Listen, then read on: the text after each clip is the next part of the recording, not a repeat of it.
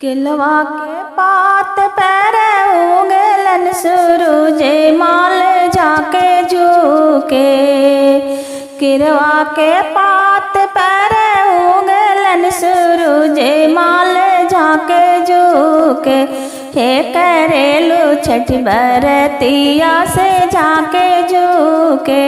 हे करेलू छठ बरतिया से जाके झुके।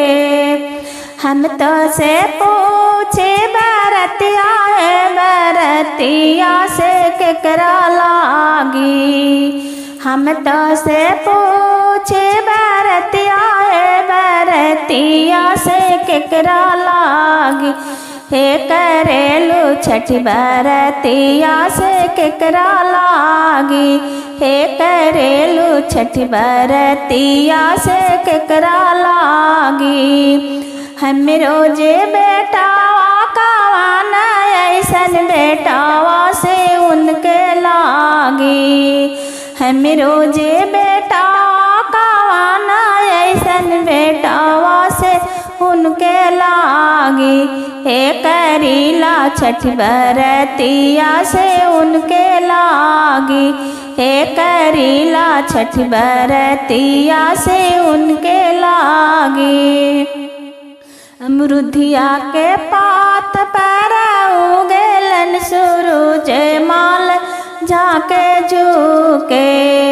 अमरुदिया के पात पर उगलन सूरज माल जाके झुके। हे करेलू छठ बरतिया से जाके झुके।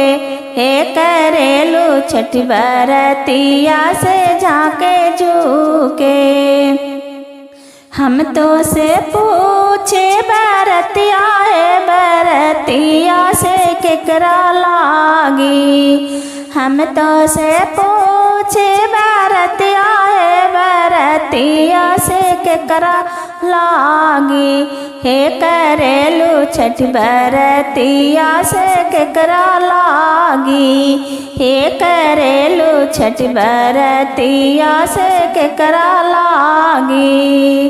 हम रोजे स्वामी कावाना ऐसन स्वामी से उनके लागी। हम रोजे स्वामी कावाना ऐसन स्वामी से उनके लागी। हे करीला छठ बरतिया से उनके लागी। हे करीला छठ बरतिया से उनके लागी। नरियर के पात पर उगलन सूरज माल जाके झुके। नरियर के पात पर उगलन सूरज माल जाके झुके। हे करेलू छठ बरतिया से जाके झुके। हे करेलू छठ बरतिया से जाके झुके। हम तो से पूछे बरतिया है बरतिया से केकरा लागी।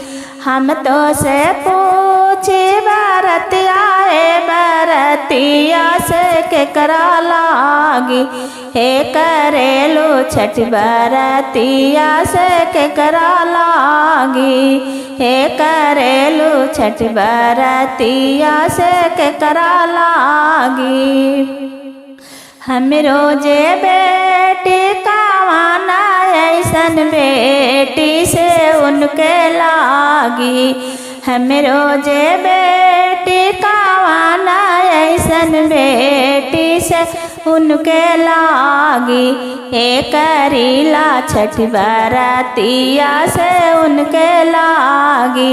हे करीला छठ बरतिया से उनके लागी। किलवा के पात पर उगलन सूरज माल जाके झुके। किलवा के पात पर उगलन सूरज माल जाके झुके। हे करेलू छठ बरतिया से जाके झुके। हे करेलू छठ बरतिया से झाके झूके।